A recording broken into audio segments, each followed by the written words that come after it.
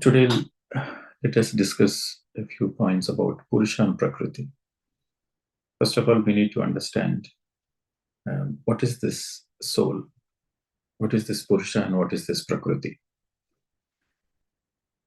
Purusha means soul consciousness. Purusha means Atma, soul. Prakriti is nature. So both Purusha and Prakriti, they come from, you can call it as a divine intelligence or God. These are all many names, but the same thing. The ultimate divine intelligence, the supreme consciousness, the Paramatma or God. So from that consciousness, so Purusha and Prakriti, there are two departments. Prakriti focuses on, Prakriti means nature. This like plants, trees, water, mountains, streams, everything is Prakriti. To have life on the planet Earth, this Purusha and Prakriti has to blend. For example, this body has come from the nature. This body has come from the Panchabhutas. Okay. So when the soul incarnates on the planet Earth, the soul is fused, is intertwined with this Prakriti. And once we finish our lifetime on the planet Earth, we leave the body here and the Purusha goes back to the higher worlds. So this body has come from this nature, and we are temporarily taking this body as a loan for a certain period of time. Let's say for 60 years, 80 years, 100 years. So we have taken this body as a loan from the nature. And once we finish our lifetime, we leave this body here, and the Purusha goes back to the higher worlds. So both the Purusha and Prakriti are from the Supreme Intelligence. So Purusha has its certain role and Prakriti has its certain role. And we have to respect the nature. If you don't respect the nature, then there is an imbalance inside you. So this consciousness, this fundamental consciousness, where it comes from and where it goes, where it travels, all those things you will realize it in your own meditation.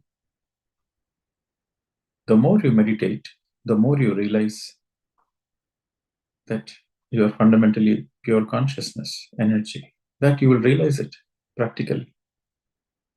Theoretical understanding gives you a little bit of relief, but it is the practical experience which will give you the ananda, the bliss, the liberation.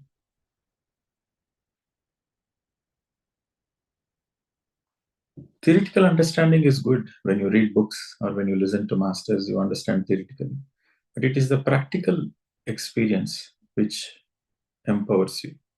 It is the practical experience which liberates you from all your limitedness. In my own case, before I came into meditation, there's a lot of identities I had. Like I'm an Indian, I'm an engineer, I'm this, I'm that, and so much of identities. So the more and more I was meditating, in the first few days I was meditating, all the identities started collapsing. I'm not that, I'm not this, I'm something more than that. I'm not that, I'm not this body, I'm something more than that. I'm not my identities, which I'm not the name which my parents have given. No, I'm more than that. I'm not what the society thinks of me, I'm more than that. So when all the identities keeps falling away, then you start realizing your true identity. Your true identity is nothing but consciousness, energy, awareness. And when you have that, then you are no more limited. Your full potential comes to the manifestation. You express your full potential. Your thinking changes. So that is the first stage. individual enlightenment. And then when you realize that actually you exist simultaneously in many, many dimensions. Like, for example, the soul has 100%. So all the 100% doesn't incarnate in the body. Only 15%, 10% incarnates. The rest, it incarnates in other places, either simultaneously or in different space and time. So the soul simultaneously takes multiple incarnations. So if it is 10% of the soul is coming, so then it can take 10 incarnations simultaneously. So we are multidimensional personality. Okay.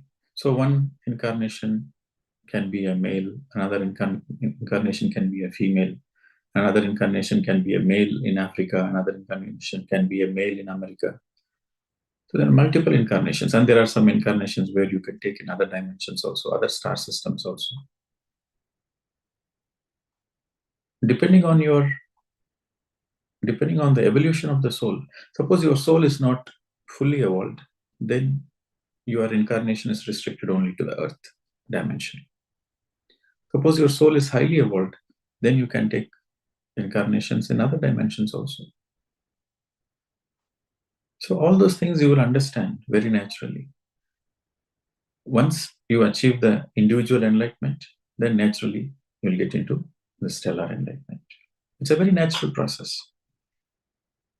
But one thing to understand is we are all multidimensional personalities, realities.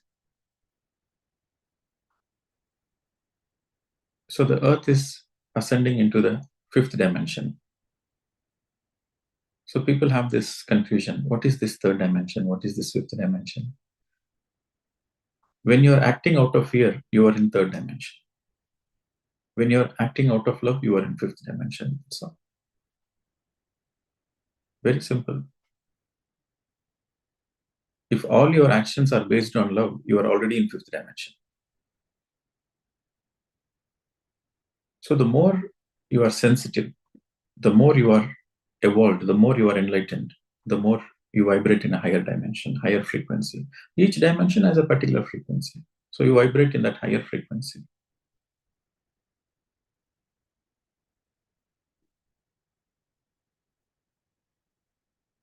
Again, let us get back to the fundamentals, the core. Why people come into meditation, why people come into spirituality, is because they have problems in life.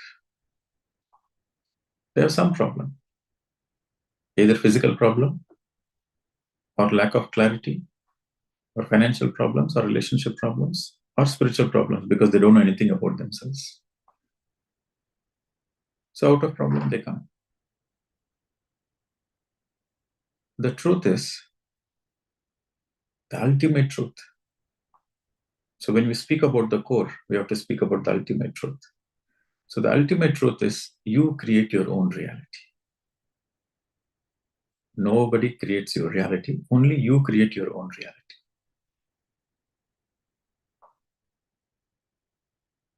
We have the concept in the Indian culture, we have the concept of Brahma,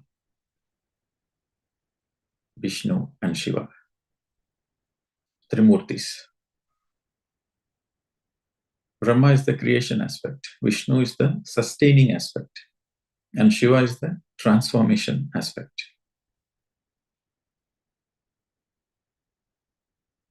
If something is created, that is by you. If something is sustaining, that is by you. If something is transforming its form and shape, that is also by you.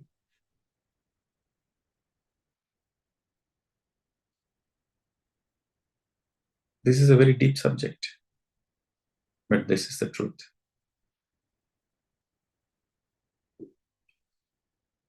See, in the olden days, many thousands of years ago, when the humanity was not so evolved to understand that you are everything. So what they did is they started placing the idols so that it is easy to understand.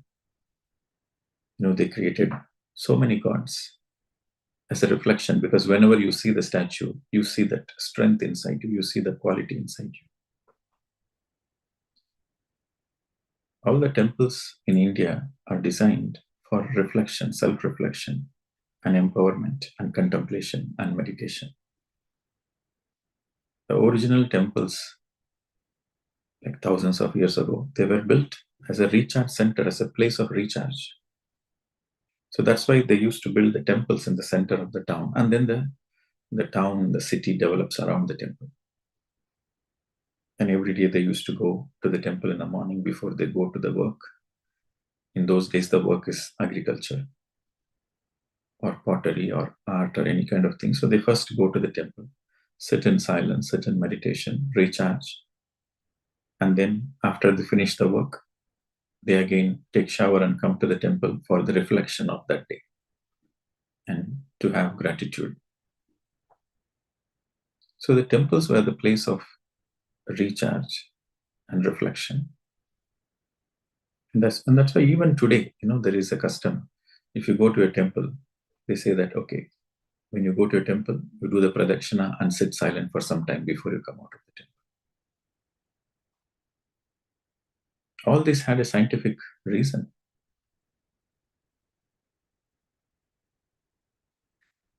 So, we create our own reality. That is the truth. Whether you like it or not, whether you believe it or not, this is the ultimate truth. You create your own reality. If you are happy in your life, you are responsible for it. If you are not happy in life, again, you are responsible for it. But the mind says, how come I'm responsible? I didn't ask for suffering. I didn't ask for pain. I didn't ask for pain. So then how did I create my own reality? You will understand that you have created exactly that reality. When you meditate, when you calm your mind, you will be able to see that this is exactly your creation. You are here today because you wanted to be here today. Just take a simple example. Now you have joined this Zoom session because you wanted to join this Zoom session. Suppose if you don't want to join this Zoom session, you wouldn't be here.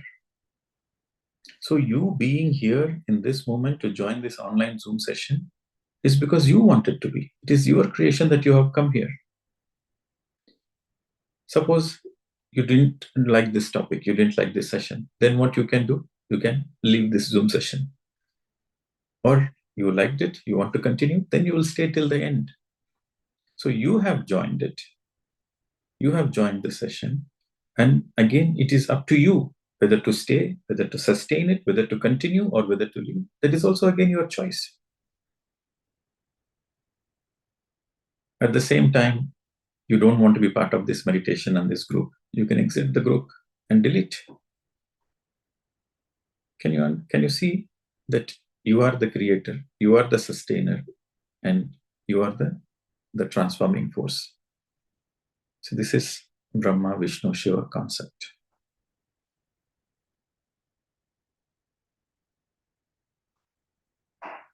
Subconsciously, see, from the mind perspective, you cannot understand this. Because mind doesn't have the capacity to see from the soul perspective. When you empty the mind, then you can see from the soul perspective. Like soul is in this frequency. Soul is in this frequency. Mind is in this frequency. Mind operates in a lower frequency. Soul operates in a higher frequency. Do you understand frequency, right? Take the example of a transistor, a radio. You tune the radio to 80 megahertz frequency. Then whatever comes in the 80 megahertz, the transistor communicates. Whether it is a song, a news, it should be the same frequency. Then you will be able to listen to the song. You tune from 80 to 90 megahertz, then you will not listen to the song anymore. You want to listen to a song which is in 100 megahertz, then you have to shift. You have to increase the frequency in your transistor from 80 to 100 megahertz. Then you will receive the signals from the 100 megahertz. So, from the mind perspective, understanding life is not possible. From the mind perspective, life is full of confusion. There is no clarity. From the mind perspective, there is no clarity. Because you want to understand about your soul, how can the mind can reveal the soul? So you have to shift your frequency. So from the mind frequency, you go to the soul frequency, then you will understand the soul perspective. See, I'm not saying mind is bad. Mind is beautiful. Cultivated mind is very beautiful. All the latest inventions, discoveries, scientific aspects, all the advancements in our science and technology has come from the beautiful mind. That is also needed. From the physical perspective, mind is very, very important. Mind is very beautiful. But from the soul perspective, from the lifetime's perspective, mind cannot answer. If you take one lifetime, you will not understand your soul journey. But if you take lifetimes, you will understand your journey.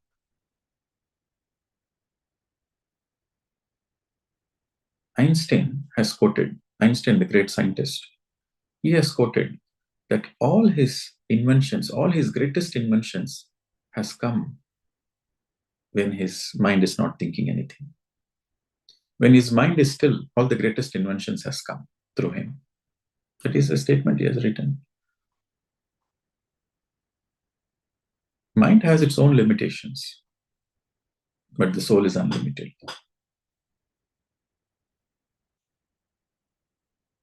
Now, people, they want to change the outer reality because they are not comfortable in it. You are not comfortable in a situation. Now, again, we are coming back to the topic, we create our own reality. Suppose your outer is, you're not comfortable with the outer.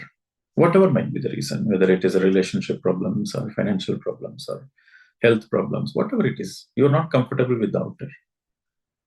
Then what is the solution? The solution is change the inner. When you change the inner, the outer changes magically. So this is the key. So this is the essence of spirituality. Why you have to meditate? What is the reason to meditate? Have you ever asked this fundamental question? Why you have to meditate? Why you have to practice mauna? Why you have to read books? Why you have to do sajjana sangatyam? Because when you do all those things, your inner changes. When your inner changes for good, your outer reflects your inner. If your inner is not changed, then there is no change in the outer. But when your inner is changed for good, you increase your vibration. The quality of your thoughts are increased. Your inner is changed. It reflects in the outer. If you are thinking unnecessarily, you lose a lot of energy.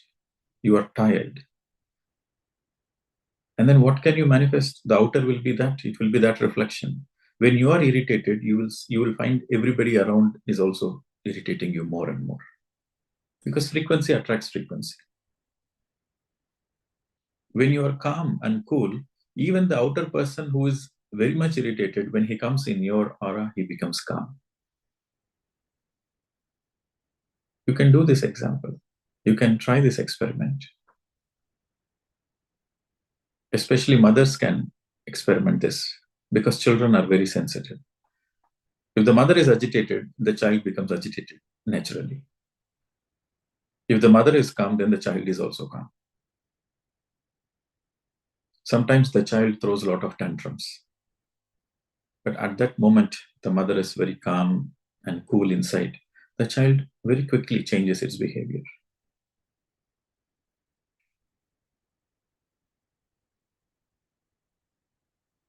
You can try this in your workplace also. In your workplace, if you are agitated inside, then everybody in your workplace, they will trouble you more. They'll try to give you more, they will do more politics, they will irritate you more. They'll make you feel more insecure. But on the other hand, when you are calm and cool, when you are in a meditative space, then those people who do the politics, when they come near you, they don't do anything. they change. In fact, your calmness helps them to transform too. So you change your inner, the outer also changes. You cannot directly change the outer, but you change your inner and the outer naturally changes, because the key is in the inner.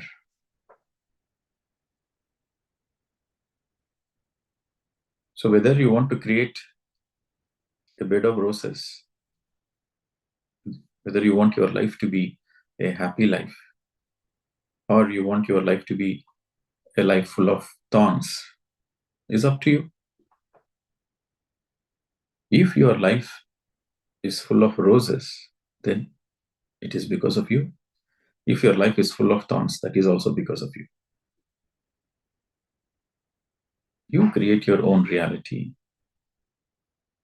my dear friends. That is the ultimate truth. There is another concept. Satyam, Shivam, Sundaram. Satyam means truth. Shivam means wellness, well-being, Saubhagya. Sundaram means beauty, celebration. Where there is truth, there is wellness. Saubhagya, wellness in all the aspects.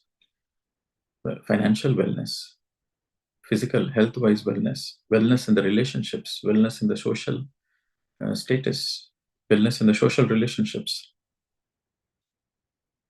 wellness in every area. That is Shivam. So where there is Satyam, there is Shivam. Satyam means truth. Where there is truth, there is wellness. And where there is wellness, there is beauty and happiness. Without truth, wellness cannot be there.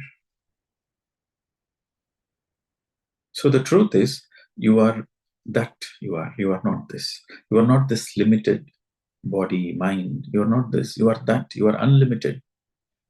You are a soul. You are a multidimensional reality. And there is no death for you. You are an eternal being. You are that God consciousness. You are not this body. You are that. That means God consciousness, eternal. What you see in front of your mirror is not you. You are more than that. So when you understand this truth through your sadhana, through your sincere sadhana, when you realize this truth, then there is wellness. Shivam. Wellness in all aspects of life. Your spiritual wellness transforms into physical wellness. Your physical wellness, if you are physically well, that means spiritually you are well too. Your physical health is like the fruits. Your spiritual health is like the roots. If the roots are strong, then the fruits are healthy. If the roots are not strong, then there is no fruits. The fruits are not healthy. There is no flowering in the first place when the roots are not strong. So you take care of the roots, then the fruits are already taken care.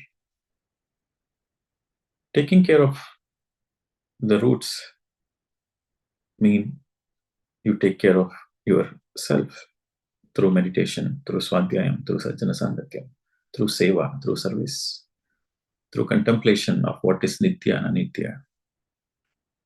This is how you take care of your roots. Then naturally, the fruits are taken care. Your fruits are nothing but your wellness, health-wise, social-wise, society-wise, money-wise. Everything is taken care. And then there is beauty. So this is Satyam, Shivam, Sundaram. This is what Jesus Christ also said. Seek ye the kingdom of God and his righteousness first, all else will add unto it. You take care of the roots, the fruits are taken care. Whatever you want, you will get. So, we all know this truth, but this truth has to be spoken again and again. And the truth has to be heard again and again. So, it goes deep into our being. It goes deep into ourselves. So you create your own reality is the ultimate truth. Number one, you have to write down in bold letters, you create your own reality. And number two, only you can help yourself. Appo Deepo Bhava. Only you can help yourself. Nobody else will help you. Nobody can help you. Only you can help yourself. This is your journey. This is only you have to travel. If at all somebody helps you, that is only temporary. And in fact, they cannot really help you. Even though they want to help you, they can do only a little bit. Only 10% they can help you.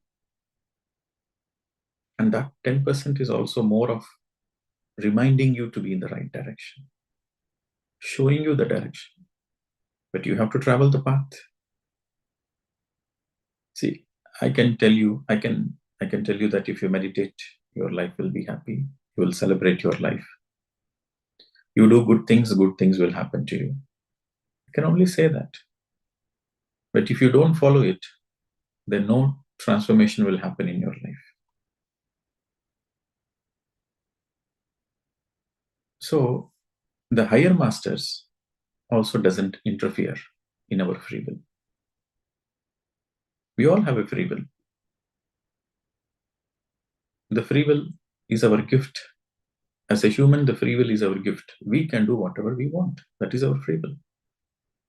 We can finish off the earth lifetime in 50 lifetimes, or we can finish off the earth lifetime in 1,000 lifetimes. That is all our free will. Nobody in the higher worlds will question you. Because you have the free will. You have the free will to get enlightened in this lifetime, or you have the free will to get enlightened after 1,000 lifetimes. It is your free will. So the higher masters won't interfere in your free will. But if you are sincere, if you are serious in your path, they will support you. How they will support you? They will support you by giving the right guidance in the right time. They'll give you the guidance, but they won't help. Guidance is different, help is different. Guidance means you go in this direction, you are in the right direction, keep moving forward. So that is guidance. Help means they're doing your homework that they will never do. They will never pick you from this location and they will never drop you in the destination. They will never do that. The higher masters can never give you enlightenment, but they can guide you. They can guide you, they can motivate you, they can inspire you. That they can do, provided you are sincere. Okay. So you create your own reality is the highest truth. And only you can help yourself is also the highest truth.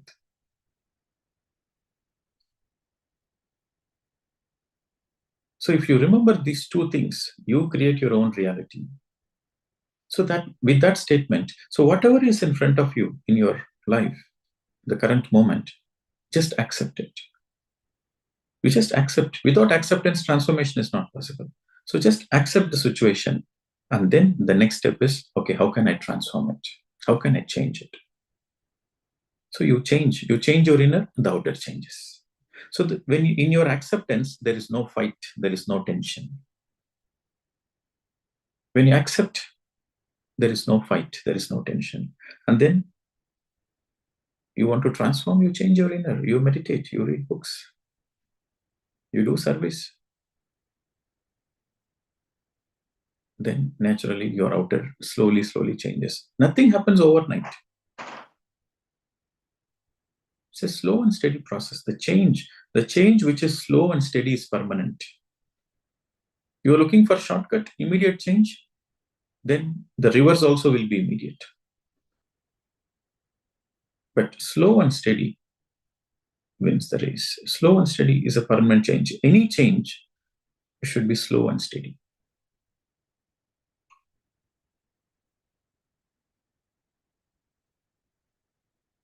So this is the grand understanding.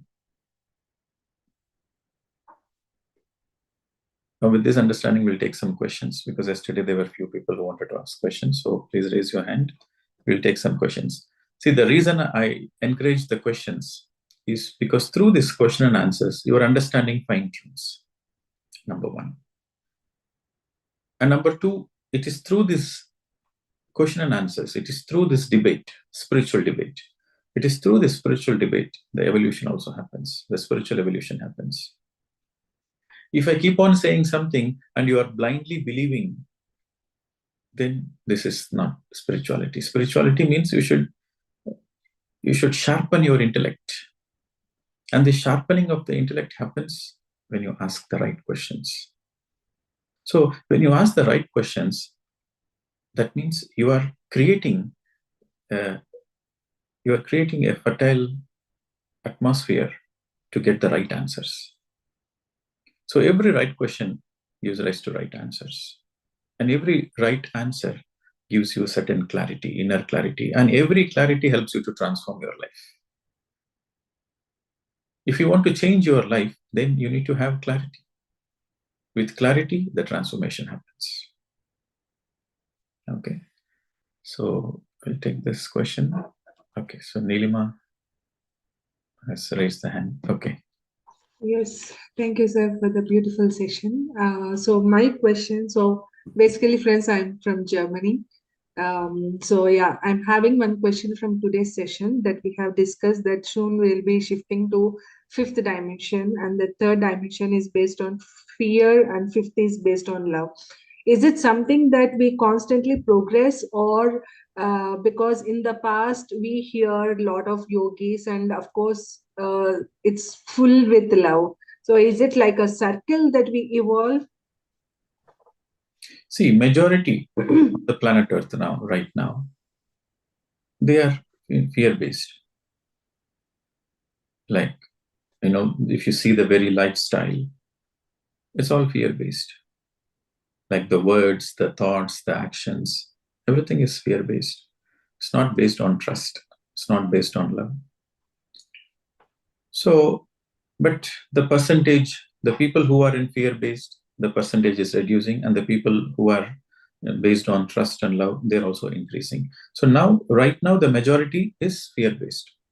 But we expect very soon, like in another 10 years' time, in 10 years' time, the majority on the planet Earth, they will be love-based. That means their thinking, their actions, they will be love-based. So that's why you see in all the departments across, there is a lot of turmoil, there is a lot of change. So every change happens with the turmoil. There is pull and push.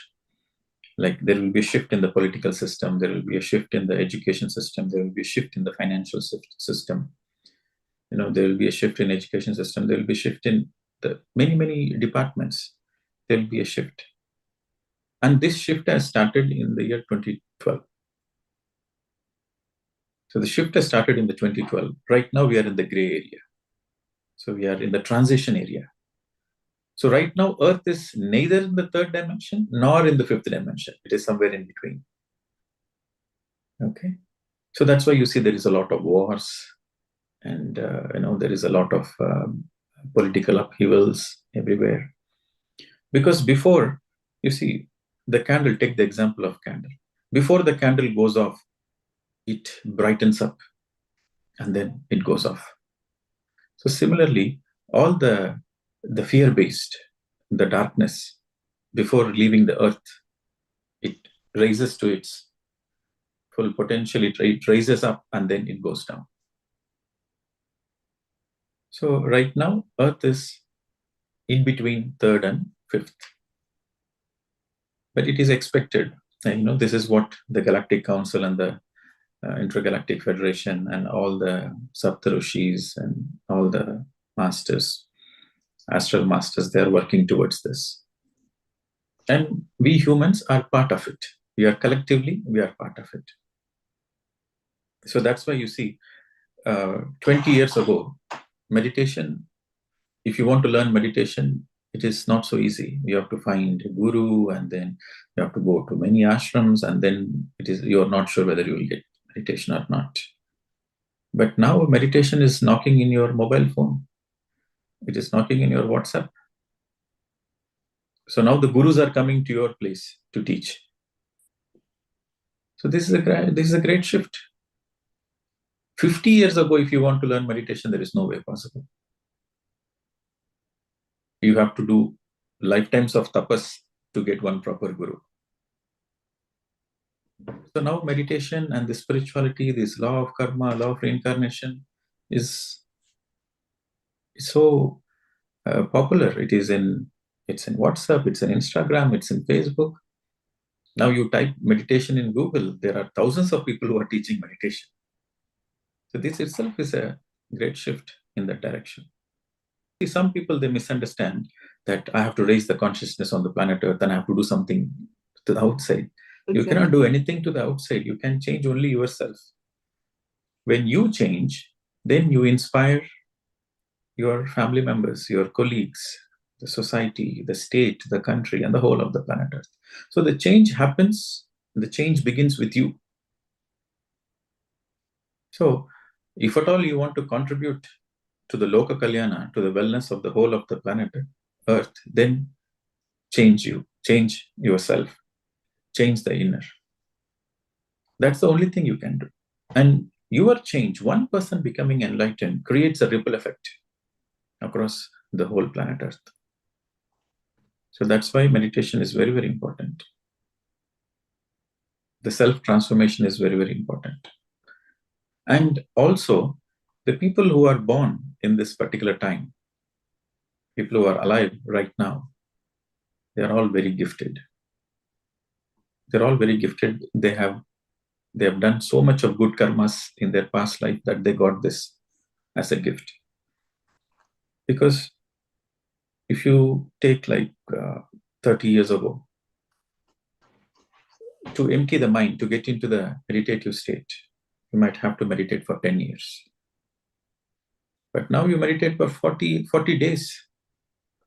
You get into a meditative state. Your mind becomes calm.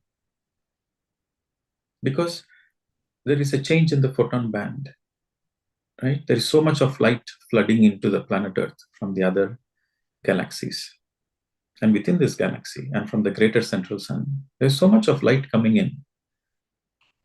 So your intention to meditate, your intention to transform, your intention to get enlightened is supported by so much of light coming from the other dimensions. That is the help we are receiving right now. So people who are right now on this planet Earth, they are very gifted. But the people who don't utilize this, they have to leave the planet Earth sooner or later. Like we are expecting that after 10 years, people who are not yet shifted to the fifth dimension, then their higher self will give a calling to say that Earth is no more the place for you, but there are other dimensions, other places, which help them continue their evolution. So the whole planet Earth is going through the upgrade. And while the whole planet Earth is going through the upgrade into the fifth dimension, the very intention for you to get enlightened, you get so much of help because the whole system is getting upgraded. So the shift is easy now. So in that way, you're all blessed. See, I can give you my own example.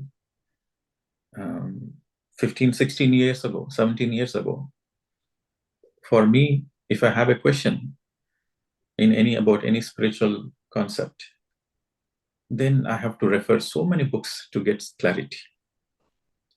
And there is nobody like this who can come in the Zoom and answer any question. So to get answer for one question, I have to probably spend many days or probably weeks. I have to meditate, I have to contemplate, I have to read books. So then I get the answer. But now you ask a question, there are so many people to answer. You type in the Google answers you. So we are in this gifted age. So you have to utilize it. So please unmute, madam. Surviji, you can unmute. Yeah. Can you hear me now? Yes, go ahead, madam. Where you are from? Namaskar, sir. I'm from Scotland, Edinburgh. And yeah, I've been. So we are supposed to meet. No? Yes. No? Yes. Oh. Yes. So probably So next that year. is also one question from my side. So yeah. So Yeah. anyway, sorry. Yeah, I'm supposed to come this trip, but I'm tied up with other countries in Europe. So Yeah. probably early next year I'll come. But it is a promise, I'll come. Thank you, sir. Thank you. So thank you so much, sir. Yesterday I understood how to not interfere with any other's karma or anything. But sometimes if somebody calls you and tell their problems, then what to say? I mean, very near and dear ones, you cannot avoid, you have to listen or something. That is my first question. And second question, I can never understand what is the free will.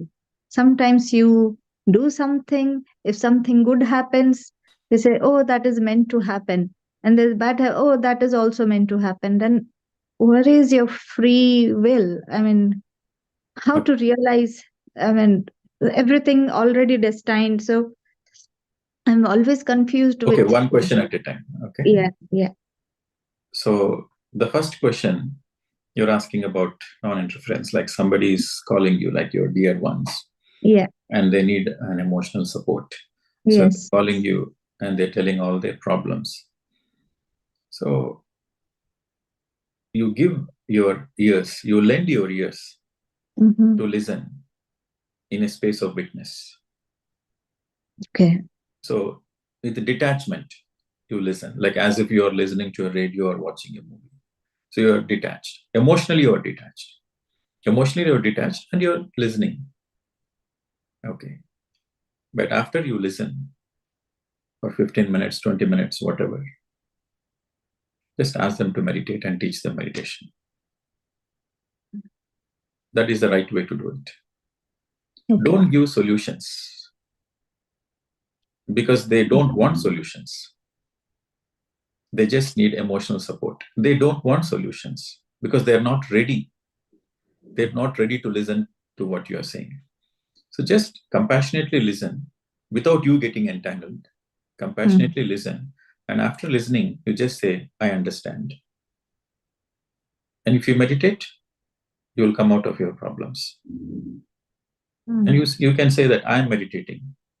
And through my own meditation, I come out of so many problems. So you can also do it.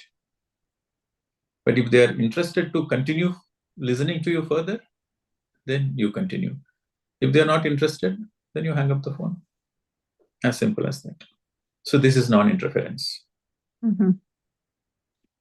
But if you try to give solutions to their problems, then you are interfering. Yeah. Okay. So that's why I said this non-interference, you need a lot of awareness.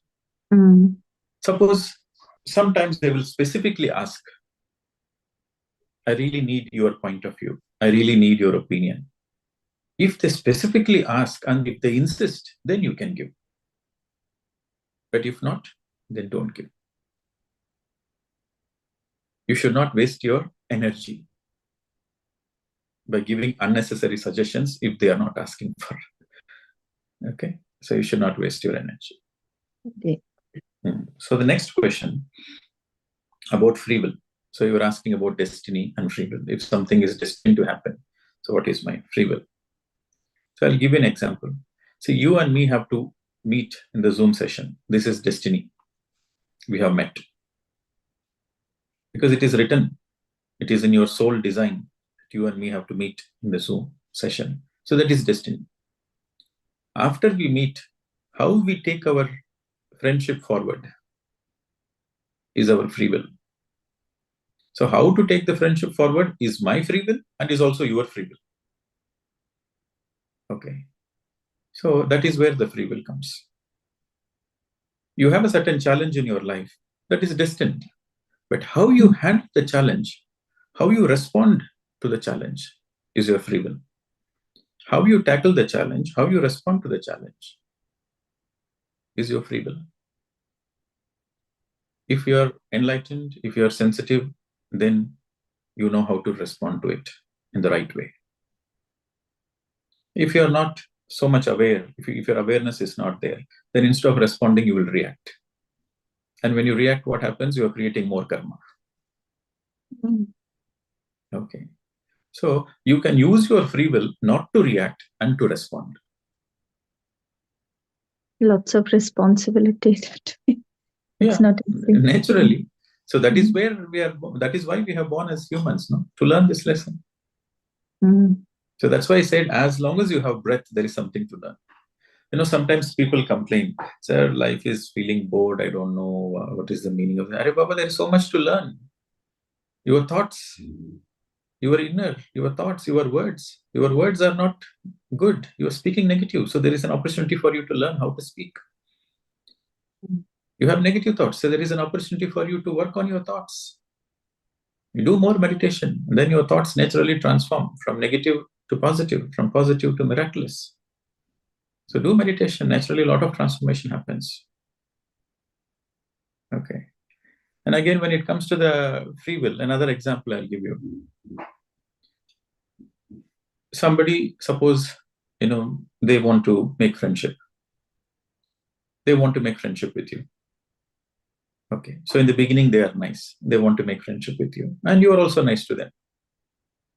And later on, they try to irritate you. They try to disturb you, or they try to do some kind of nonsense. Then you use your free will to say, enough, I don't want to be your friend.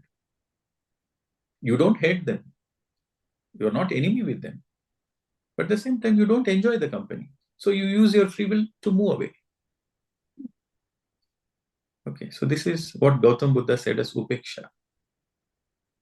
Upeksha means indifference. Okay. So there is 4 Brahma Viharas, what Gautam Buddha has said. Maitri, which is friendship. Karuna, which is compassion. Okay. Maitri, Karuna, Muditam.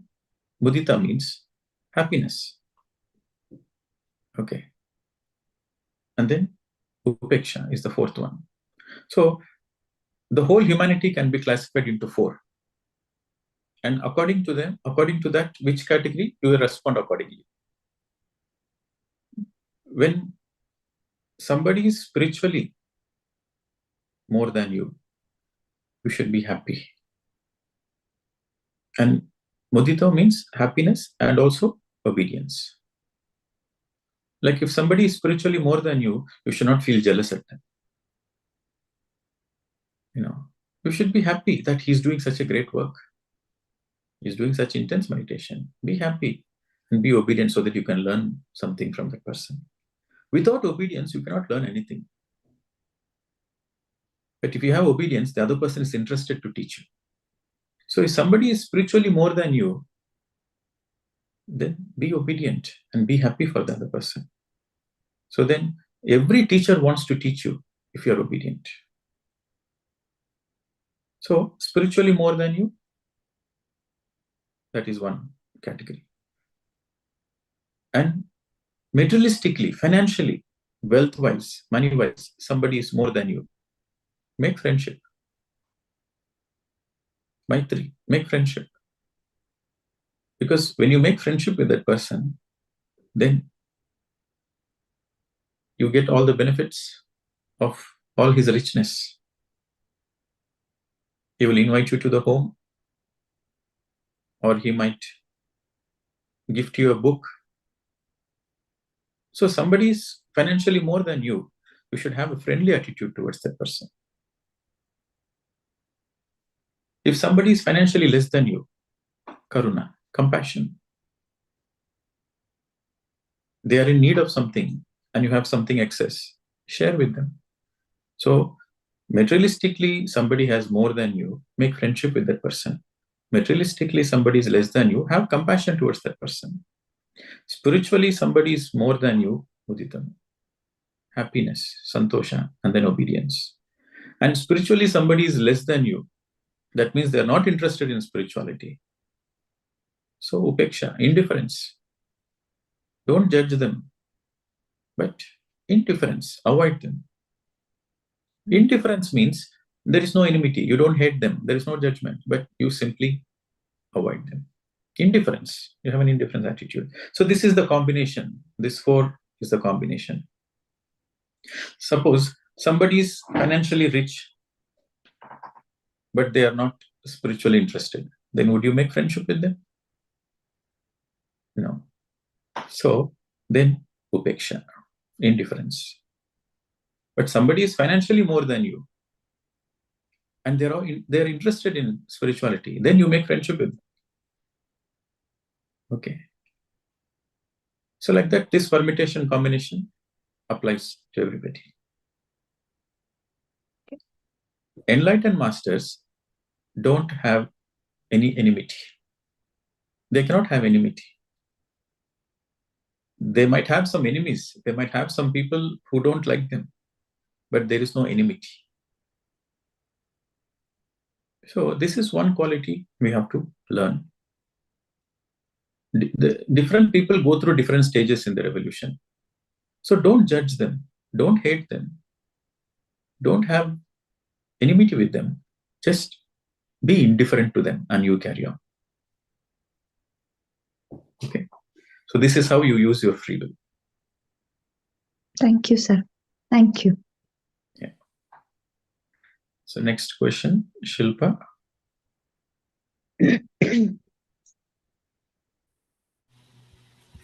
Hi. Thank you so much, Pradeep sir. This is my fourth time I'm listening to you, I think, the last 3 days. And prior to that, I just heard one video, and literally everything that you say connects me, connects to my soul level. So I really appreciate all the teachings that you're doing in these past 3 days. They're amazing. And Where you are from, madam? oh, yes, I'm so sorry. I'm Shilpa. I'm from Arizona State in US. That's where Okay. I'm from. What is the time there? It is 1 o'clock in the In the afternoon. 1 Yeah. o'clock in the afternoon. Okay. Okay. So my question actually is, I think you have already partially answered that in the prior question for the other person. What I wanted to ask is, when you're practicing your practical spirituality, how do you balance? How do you balance practicing your practical spirituality versus protecting your energies? So I think one thing I could connect, one thing I could grasp from your prior answer is upeksha. But do you have anything else to add to that, please? See, when you're in practical spirituality, that means you are not wasting your time and energy in the first place. So you don't need to think about protection. See, the very thinking protection comes from the fear consciousness. Like something bad is going to happen to me, I need to protect. I know there are some so-called spiritual people who will say, I'm protecting my aura, I'm protecting this space and this and that. That is a regressive thinking. Progressive thinking is let your light spread to others. It is like this. There is some dust outside your house and you don't want dust inside. So what you do, you close all the windows, you close all the doors. Then you make sure the dust is not coming inside. But this dust is not coming inside, but at the same time, light is also not coming inside. Sunlight is also not coming. Air is also not coming. Life energy is not coming. So when you're blocking, when you're protecting, when you have this, thinking, I need to protect myself, yes, you can protect, but at the same time, you are blocking the grace of God as well. With this fear mindset, with this protection mindset. So rather than having this protection thinking, you can increase your energy so that nothing can affect you. So increase your meditation, then nothing can affect you. If you are a meditative person, others' negative thoughts won't affect you because you have more energy. When your energy is less, so this is pure energy, I'm speaking science now. So when your energy is less, then you are prone to all the attacks. When you have a weak immune system, then you are prone to all the virus, bacteria attacks. Then you fall ill. But if your immune system is strong, then no virus can affect you because you have a strong immune system. So similarly, you increase your energy. Do more meditation. Practice more mindfulness. Don't waste energy. So there are two things. When it comes to energy, there are two things. One is conserving the energy. And number two, increasing the energy. When you practice mindfulness, you conserve the energy. When you practice meditation, you increase the energy. So the more and more you practice mindfulness and meditation, the more your energy is conserved and your energy is increased. Then you don't need to think about protection because nothing can affect. This is practical spirituality. When you're practicing mindfulness and meditation, you are in practical spirituality. This reminds me of two other thoughts, if you don't mind me asking about those. I read somewhere that you attract somebody new into your life only based on your frequencies, right? Or let's say, even if it is an existing friend or a relative or anybody, you attract them only based on your frequencies.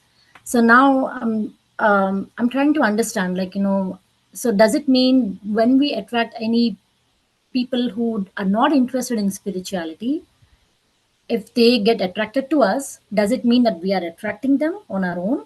Or because we are elevated in a higher frequency, they want to see what's going on and that's how we attract them? I don't know if I'm Don't, clear on that don't question. go into too much details.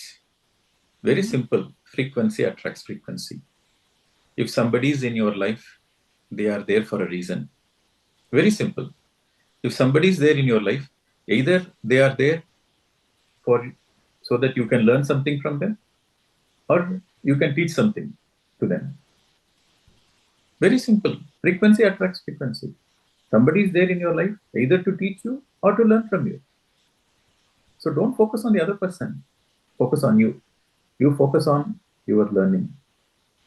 Suppose you attracted a person who is not at all interested in meditation, who is not at all interested in spirituality. Then why did that person come to you? To teach you tolerance, to teach you compassion, to teach you acceptance. So learn that. Okay. And then once you learn that lesson, then the other person automatically goes away from your life because his purpose is done. So don't complicate. Spirituality is very simple. It's the mind which complicates. Okay. So truth is very simple. If somebody is there in your life, either they are there, you can learn something or you can teach them. If they are interested in meditation, you teach them. If they are not interested in meditation, you learn something from them. Finished. Because we can all learn from everybody. And the underlying statement is, if somebody is in your life, they are there for a reason. That's all. Either to learn or to teach. Full stop. Got it. Last thing, if you don't mind, I don't know. Lately, I've been feeling oneness really quickly. Like, let's say, for example, for the past 3 days, I've been seeing you in my meditation. I can see myself as Pradeep Vijay. So, or the same thing with any friends. I can feel sometimes, like, even people who I feel like they're not at my frequency, when I'm meditating, I just feel as if I'm them. So, does it mean that is it a good thing or a bad thing? I know, again, it's probably too much of thinking, but I want to What understand. do you Is it think? my mind or Do is you it my think soul? do you think it's a good thing or a bad thing? I think it is a good thing, but I'm not sure on a frequency level if it's my mind playing the tricks or if it is a good thing for a soul level connection. See, even if your mind is playing the trick, enjoy that moment. What's wrong in it? Even if your mind is tricking you, enjoy that moment. The next moment might not be the same. So enjoy that moment of oneness with all the plants and all the animals and all the humans. Enjoy that oneness, that moment. The next moment might be different. Who cares? That moment you're enjoying, that's all. Life is so simple. See, from the mind space, we're all different. From the level of body, we're all different.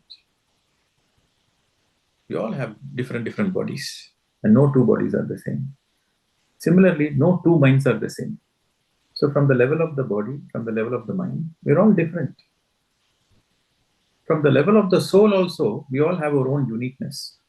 For example, I might have taken 10 lifetimes on the earth and 20 lifetimes in some other dimension and 100 lifetimes in some other galaxy. But you might have taken 100 lifetimes on the planet Earth, and only few lifetimes in other dimensions. But we are on the same plane now. We are on the same planet Earth now. So your soul has gone through different experiences in different lifetimes, and my soul has gone through different experiences in different lifetimes. So my soul has a very own unique signature, and your soul has its own unique signature. So from the body level, we are all different. From the mind level, we are all different. From the soul level, we are all unique.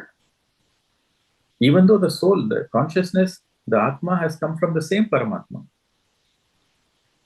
But my soul has a different signature, your soul has a different signature. So from the soul level also, we are not the same. So, but when I let go of my mind, when I disappear, when I merge into the nothingness, and when you merge into the nothingness, then we are the one. That is oneness consciousness. Okay. So when you get into that nothing consciousness, you are everything. See, this is the beauty. When you have some identity, then you are limited.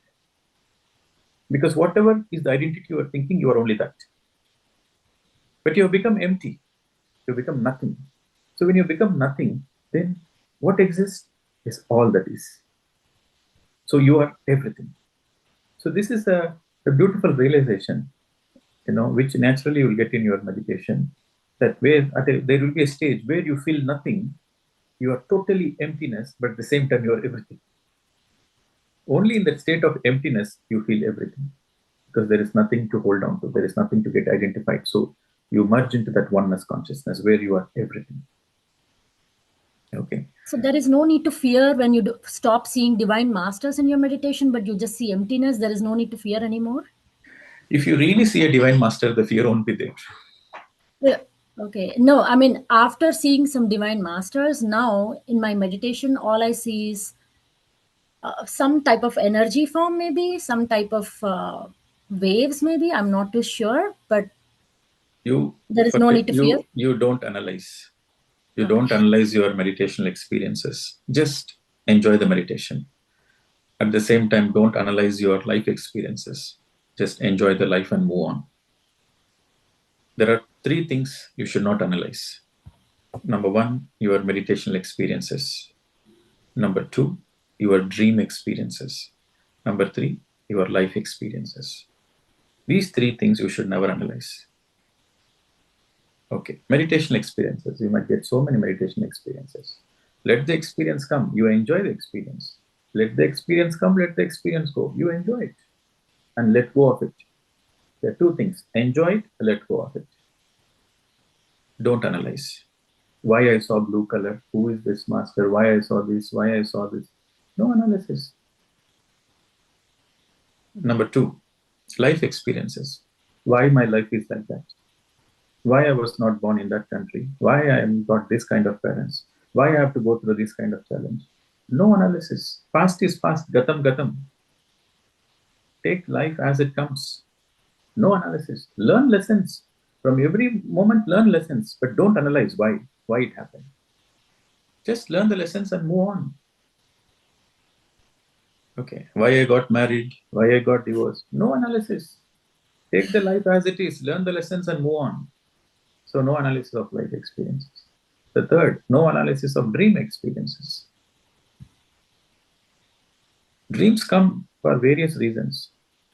It can be your suppressed emotions, it can be your hidden desires, or it can be some message from the astral masters. It can be so many reasons. You cannot pinpoint this dream means this. So you should not analyze the dream experiences. If you analyze the dream experiences, you get confused and you will be misled. By your own mind, you will be misled. So no analysis. Sometimes there is a very sometimes people ask, sir, there might be a spiritual message for my evolution. My spirit guides might be telling me in my dream. So how do I know that if I don't analyze? You don't need to analyze. If there is a message for you from your astral masters, you will get that message without analysis. Without analyzing the dream, you realize it. So that is a real message. Because If the astral masters really want to give you a message, it is their job to make sure it reaches you without analysis. So that's why no analysis of dreams. If you analyze it, then you will mess up. So 3 things you don't analyze. So that's the only way you move forward with clarity. Okay. Thank you so much. Yeah, welcome. So next, we have Ritu Agarwal.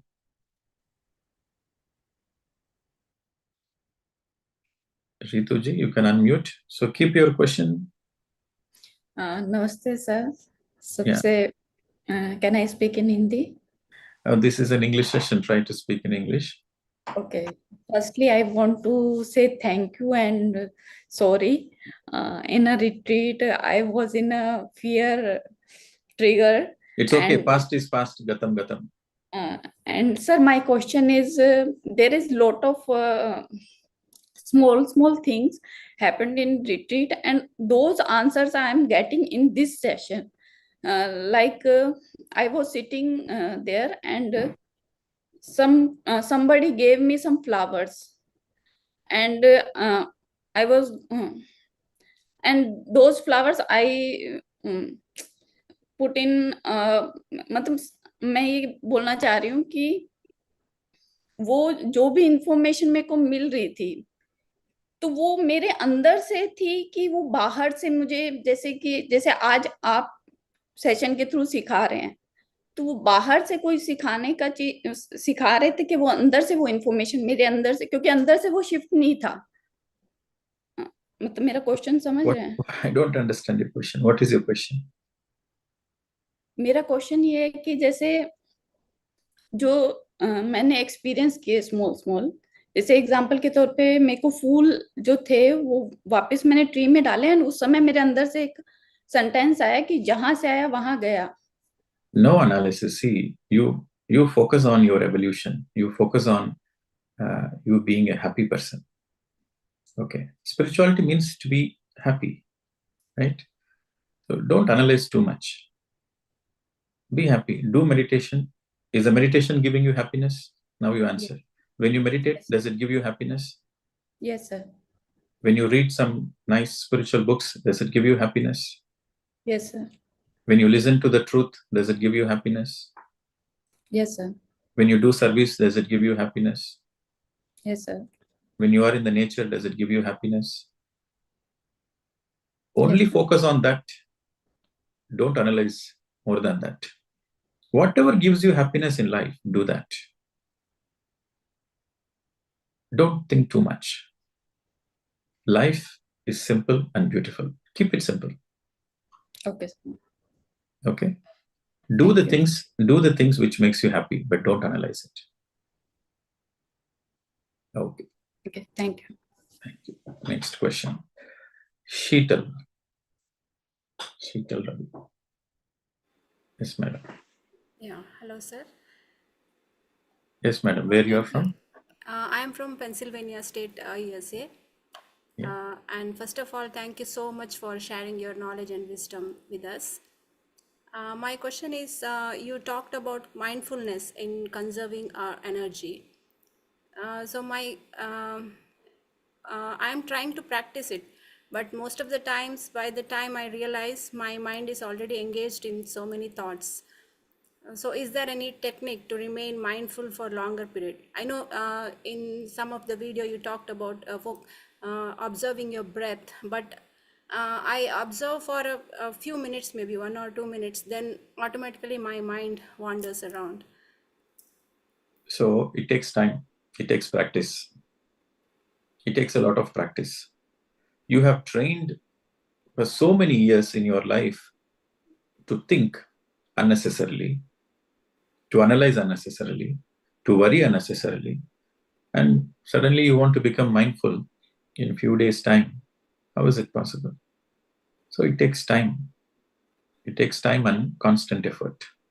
Practice makes a man or woman perfect. So you keep practicing. Very naturally, you will perfect it. It takes time.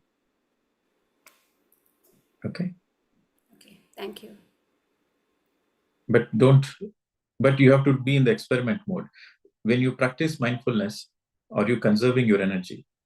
Did you feel that? You can unmute.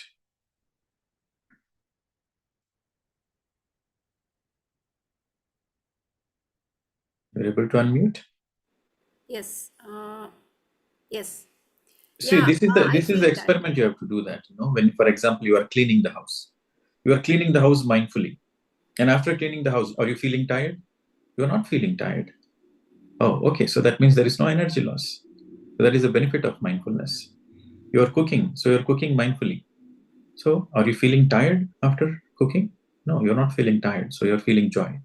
So that is the benefit. So focus on the benefits. So it is the benefits which will motivate you to practice it. See, I have done intense sadhana for almost 2.5 years because it is my own experience which motivated me. I'm not a kind of person who will listen to somebody and get motivated. So my own experiment, my own experience motivated me. Similarly, your own experience will motivate you. The motivation comes from your own experience. Maybe in the beginning, you might be motivated listening to others. But to sustain it, to continue it, to go to the depth of it, it is your own self-motivation. So focus on the benefits. Anything you do mindfully, you will not feel tired. That's a great benefit. So practice it, practice it. It is your practice which makes perfect, which makes things perfect. And mindfulness definitely takes a lot of practice. If you want to master mindfulness, it takes definitely a lot of practice. Don't focus on the outcome, but you are not giving up on your practice. That is very important. Okay? Okay, sir. Thank you. Yeah. So next we have Kushbu and Rohit. Hello. Namaste, Pradeep sir. My name is Rohit. I'm from Germany. So my question is today is this was like it's on the acceptance. So sometime we thought we have accept certain things, but in the deeper level, so we are in the dilemma that we have already accepted, but in the deeper level we haven't accepted, and sometimes we are not aware about that we have not accepted, but we are thinking we have accepted. So how to overcome this thing, and it can also hinder in our spiritual journey, I think. Again, do your best. Okay. Sometimes, you feel like, okay, I have accepted. So somebody in your life is really troubling you, or you're getting troubled with that person. And you feel like, okay, I'll accept that person because I listen to a spiritual talk. So the more I accept, the better it is for me. So I'll accept that person. Okay. So superficially, you have declared to the universe that you have accepted. But the universe will really test you whether you have really accepted or not. Okay. Yes.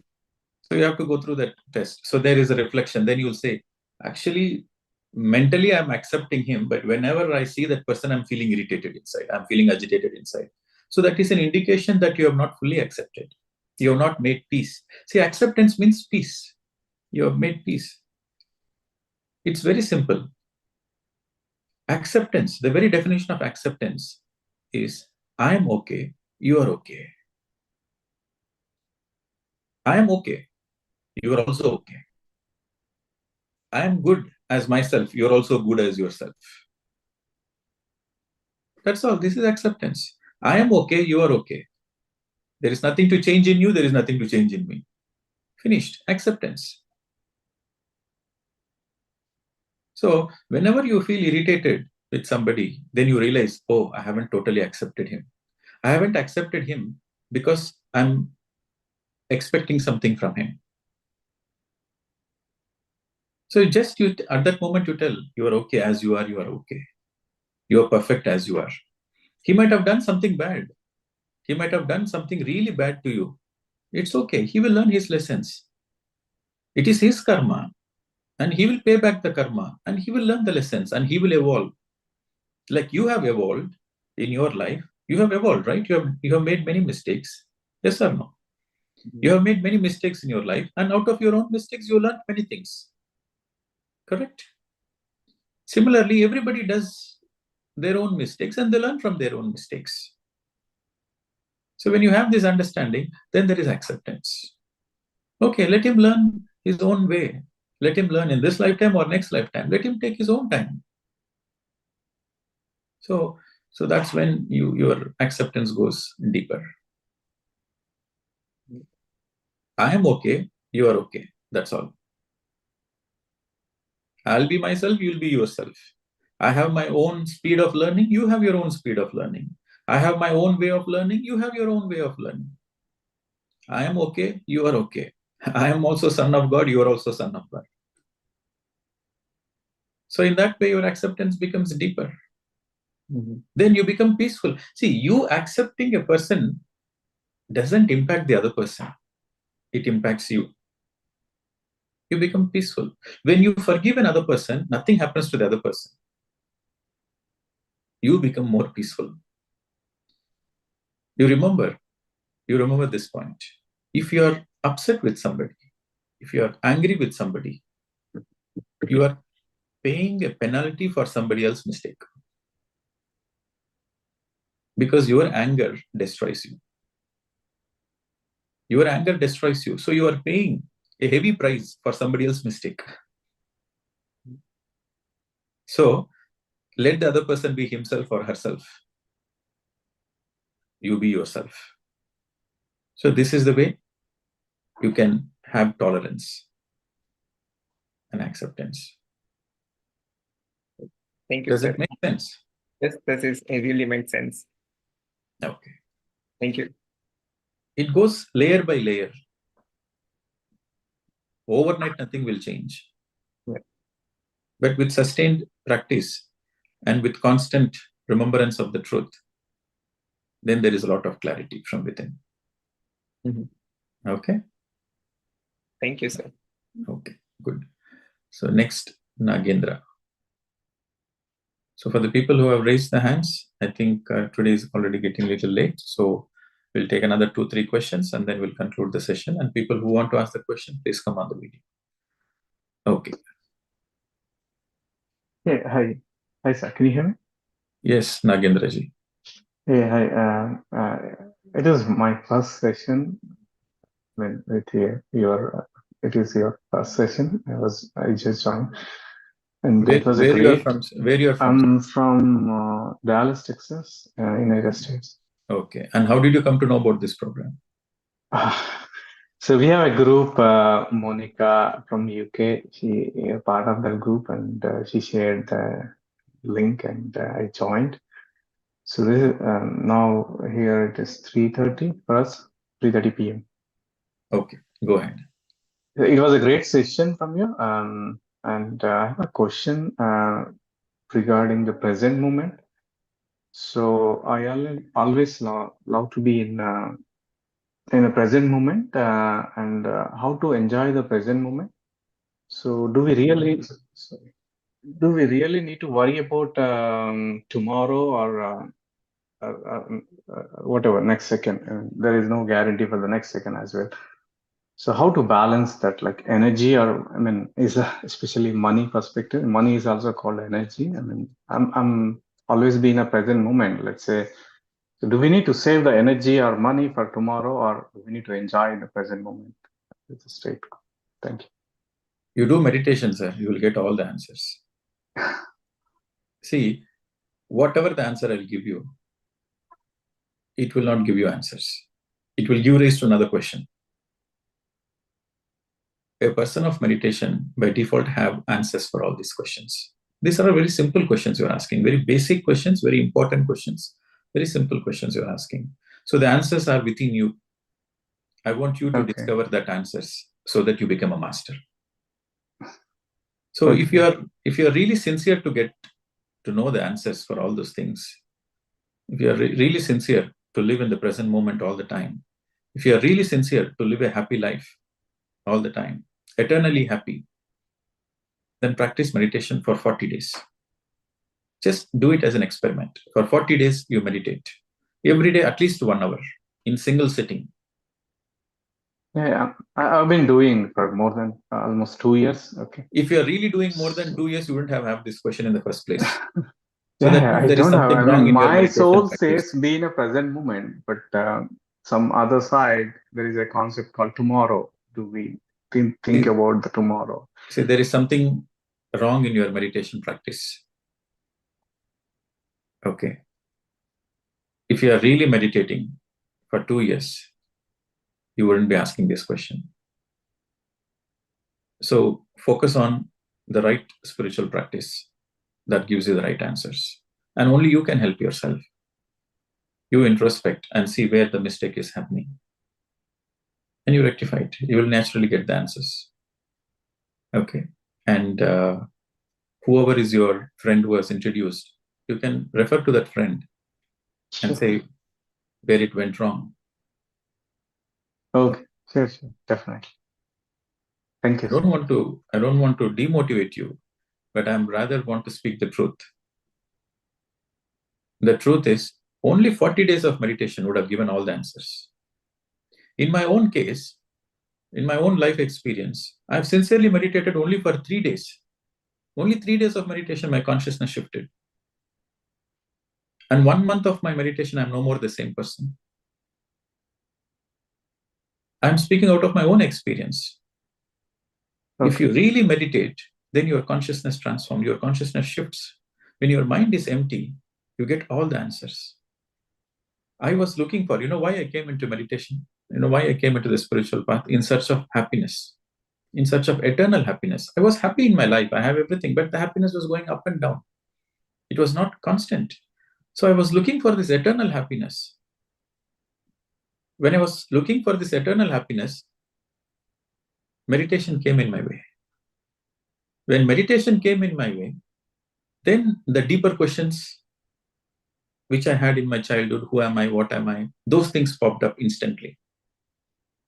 So on my very first meditation sitting, I was simply closing my eyes and observing the breath. Because this is what I heard from my teacher, Patriji. And I just saw a video, randomly I saw a video. And the video, he says, if you close your eyes and observe the breath, you will get all the answers of who you are, what you are, and where did you come from, what is life, what happens after life. And you will be eternally happy. I said, oh, this is what I'm looking for, but let me experiment. So I closed my eyes and I observed my breath only for 30 minutes as an experiment, as a sincere experiment I did. In that 30 minutes, I was totally happy. I was totally joyful, blissful. I was doing nothing. For no reason, I was happy. So that 30 minutes of that my own experience in the meditation motivated me to do more meditation. With 30 minutes, if I'm having so much of joy, so what will happen if I do 1 hour meditation? So I did 1 hour. I was in great ecstasy. What is the ultimate of meditation? I want to know. So I practiced for 2 hours, 3 hours, 4 hours, 8 hours, 10 hours each day. And within 3 days, game over. My consciousness shifted. So if you do meditation sincerely, you will experience the ultimate happiness. You will because when your mind is totally empty, your awareness is to the highest, and you are totally in the present moment, and you are aware. Your total awareness is there. The mind has no place. When the mind is empty, your soul reveals the truth. That is why it is called realization. That is why it is called self-realization. Okay. Okay. All the best. Thank you. Yeah. Next, Sindhu. Hello, good evening, Mr. Pradeep Vijay. I'm Sindhu. I'm from Missouri State, USA. I have 2 questions. So in the West, in US, they have this problem whether to call the name, because normally you call the name, and here in India there is a G, there is a master. So that's why you put comfortably. No. I'm actually I did not know how to call. I moved here only just like 5-6 months back. I was in India, and I'm from Bangalore actually. Okay. I have sorry for that. No problem. Go ahead. I have 2 questions. In Bhagavad Gita, Krishna says, whether you do the action or not, it does not matter, because I'm the one who's driving on everything. We understand. But earlier you said that there is a shift happening, and whoever does not align with the shift might have to leave the earth and will go to the other dimensions. So, how will you be able to explain me how justified it is to people who are living, I mean, like No, war and all because of the? you don't worry about that No, I past. just wanted to understand about that. Why are you worried? No, You're not worried as like why is it happening? I just wanted to understand on that. Okay, I'll give you an example. Suppose you are studying in a school. It's a state syllabus school, state board. Mhm. Now the school management has decided to upgrade to the central syllabus. Okay. So the school was originally a state syllabus school. Now they have upgraded to the central CBSE, central syllabus school. Now state syllabus, the level, the intensity of the state syllabus and the intensity of the central syllabus is different because central syllabus is more intense. State syllabus is comparatively less intense. Now, the students are already in a state syllabus, but the management wanted to change. So what does the management say? Is like, okay, we are changing to the central syllabus and you have a 2 years time. In this 2 years time, you study sincerely, okay, and increase your capacity to learn the central syllabus. We will give you 2 years grace period. In these 2 years, if you're not upgrading yourself, you're not putting in your sincere work, you're not focused on your studies, you're still playful, then after 2 years, you might have to go to another school which suits your talent and IQ and caliber. But then 2 years is a grace period. So now the students have a choice to really put in hard work and upgrade themselves to the central syllabus, or they are playful, lethargic, and then after 2 years, they have to go to another school, which is a similar state syllabus school. This is the same thing happening. Now it is your individual choice. It is not a punishment or anything. It is your individual choice. You want to upgrade yourself so that it is your own benefit, so that you can learn better things, or you want to remain as it is. You want to remain as it is also, that's also is fine. But you cannot be in the same school anymore after 2 years. What Krishna said in Bhagavad Gita, Krishna didn't say that don't do anything. Krishna always said, do. When Arjuna said, I want to drop the Gandiva, like the bow and arrow, I don't want to fight. Krishna said, don't think yourself of too much. Okay, you do your dharma. You do your Kshatriya dharma. Your Kshatriya dharma is to protect the dharma. So you are not killing them. I have already killed them astrally. They are all in the path of adharma. I have already killed them astrally. Okay, so you just do your physical part. Don't think you are killing. You cannot kill anybody because the soul cannot be killed. So don't speak too much, Arjuna. Become yogi first. Yogi Bhava Arjuna. Because unless you become a yogi, you don't understand the truth. Krishna said to Arjuna, Arjuna, you and me have taken many lifetimes. I know everything about my lifetime, and I know everything about your lifetime. You don't know anything about yourself, so don't speak too much. This is what he said. He said, do your job, do your dharma, and be a witness. This is what he said. Krishna spoke the truth. It is in our understanding there is a problem. The more you meditate, the more you will understand what Krishna said. The more you will understand what Buddha said. Okay? And Krishna also said that if you are a lazy fellow, do something. Don't be lazy. Do something. Don't worry about the result. Do something. And then if you are doing something, make sure you are doing something good. And if you are already doing something good, make sure you are doing in a witness consciousness. Don't think you are doing it. It is happening through you. So these are the different levels, he said, for different categories of people. Understood, madam? Yes, sir. So one more question I have, if you don't mind. This is coming about my profession. I'm studying to be a clinical psychologist, where sleep analysis is also one of the thing in clinical psychology they do. You said not to analyze sleep. Can I Not to understand? analyze dreams. Sorry, yeah, dreams. So dream analysis is something which one of the psychologists had laid foundations years ago. So why did you say that we are not? Sigmund Freud is the father of Yes. all those dream analysis. Carl Jung and Sigmund Freud, yes. Yeah. So why did you say not to analyze the dreams? See, all those clinical analyses, the medical industry, they have their own limitation. They accept, the doctors accept that they have their own limitation. Because the doctors can focus on atoms and molecules, they cannot focus on the life force. They cannot say how the prana enters the body. They cannot say how the prana exits the body. Sometimes the doctors say the operation is success, but unfortunately the patient died. And they say the operation is a failure, but miracle, the patient survived. These things the doctors accept themselves. And there is a limitation for this particular field. See, without spirituality, these fields are incomplete. It's not that they are invalid. In emergency cases, of course, you have to go to your doctor. In emergency cases, like your hands are broken, your legs are broken, you need to go. Emergency cases, you can go. But they are not the complete. Without spiritual science, there is incompleteness. Similarly, when you're a clinical psychologist, yes, you can support the people to a certain extent, but you cannot help 100%. That is a fact. You can give some hard medicines, some heavy metals, you can give them and make them go to sleep. But you cannot make them a normal person. You see, this Western medicine, this allopathy medicine, see, I'm not against allopathy medicine, but I'm just saying the limitations, which is accepted in the medical fraternity.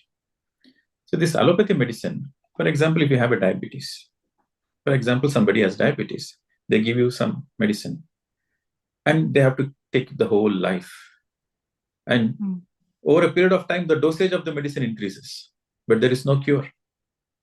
So for a simple diabetes, there is no cure. They have to continue the whole lifetime. So is it a cure, or it is just managing the things? It is just a management. So this is the limitation of allopathy medicine. So as a clinical psychologist, definitely you can help certain cases, or you can help to a certain extent. But you want to give the best. You want to really help the people. Then, along with giving a clinical therapy, teach them meditation. Teach them spiritual science. That really helps them to become completely healed. So, this medical science, along with spiritual science, is a complete science.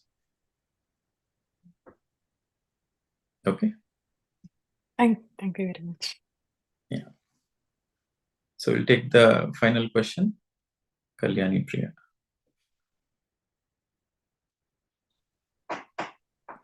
Namaste, Pradeep ji.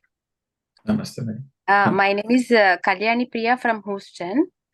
My question is, you said that we should not interfere in others' freedom.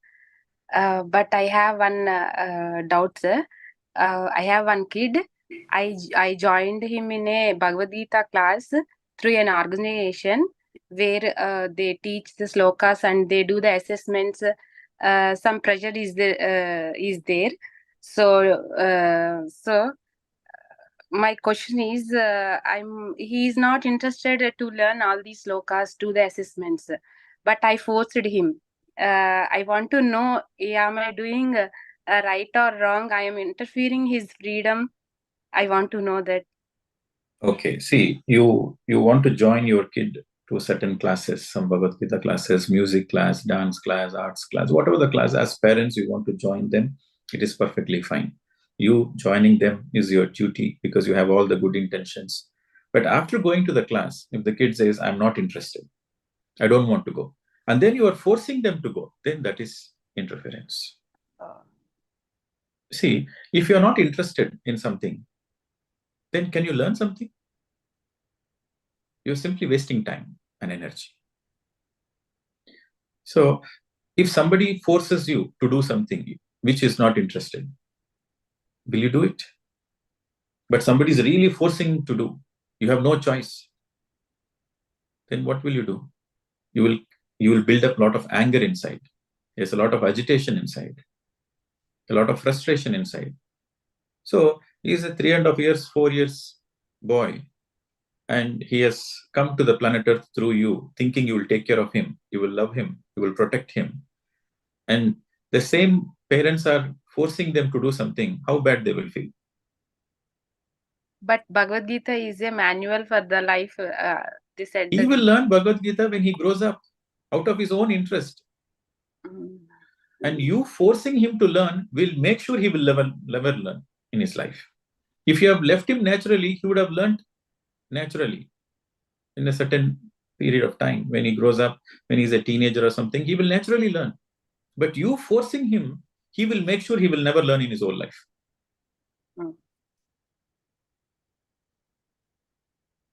If you really want to do something good to your children, you introduce your children to all arts and sports and crafts. You introduce them. But if they are not interested, you respect their choice. Because if they are not interested in this, they might be interested in something else. So as parents, you should motivate them and you should help them in whatever field they are interested in. He said that if you are interested, you join. I don't want to join. That's why he is a perfect enlightened person. All children are enlightened. They always speak the truth. You should learn from your children. You got the answer? After Patriji, you inspired me, sir.